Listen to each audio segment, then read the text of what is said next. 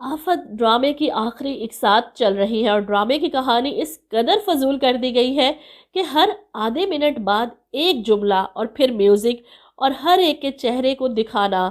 कसम से दिमाग खराब हो गया आज की एपिसोड देखकर। दानियाल को रुक रुक कर बोलने की बीमारी तो थी, लेकिन इस बीमारी को इतना लंबा कर दिया इन्होंने। बेचारा 1 मिनट की बात आधे घंटे में करके गया।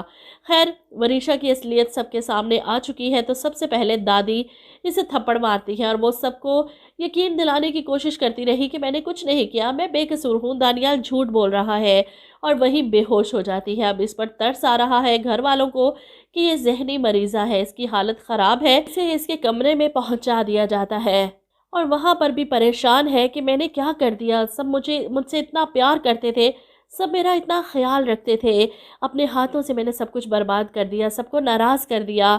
अब क्या होगा? वो अपनी माँ को अब पुकारती है, कहाँ है आप?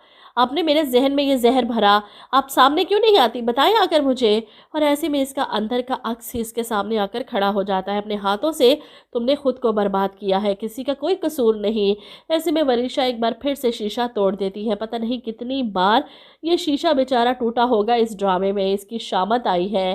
खैर, इतना सब कुछ होने के बावजूद भी घर वाले वरीशा को घर में रख कर बैठे हैं। वहाज कहता भी है कि मैं पुलिस बुलाता हूँ, इसे अरेस्ट करवाता हूँ, लेकिन दादो मना कर देती है कि नहीं, वरीशा की जहनी हालत ख़राब है, इसी वजह से वो ये सब कर रही थी। अब इसे हमारे प्यार और तवज्जो की ज़रूरत है। एक तो ये दादी सबसे बड़ी विलन इस ड्रामे की, ये दादी ही है।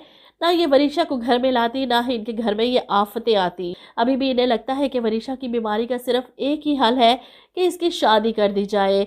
मतलब अपने सर का बोझ उठाकर किसी मासूम के सर पर डाल दो ताकि वो सारी ज़िंदगी इस आफत को भुगतता रहे। और वैसे भी शादी कौन से मसलों का हल है? पागल की शादी करवाओ ताकि अगले को जाकर पागल करे। वहीं शिफा परेशान, जाहिर सी बात है इसके बच्चे की जान लेने की कोशिश की थी वरीशा ने, इस घर में इसे कैसे बर्दाश्त कर सकती थी वो। और बड़े बाबा और दादों की वजह से चुप है, टेंशन में है, जो अभी भी वरीशा की हिमायत में बोल रहे हैं। ऐसे में दानियाल, उम्मीद तो नहीं थी मुझे कि ये आकर ऐसे कहेगा कि मैं वरीशा से निकाह करने को तैयार हूँ।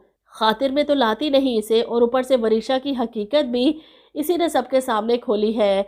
वरीशा तो इसे कच्चा चबा जाएगी, शादी करने के लिए तैयार है, सारी ज़िंदगी भुगतता रहेगा और अब गले में ढोल की तरह सजाकर बाकी ज़िंदगी पीटता रहेगा।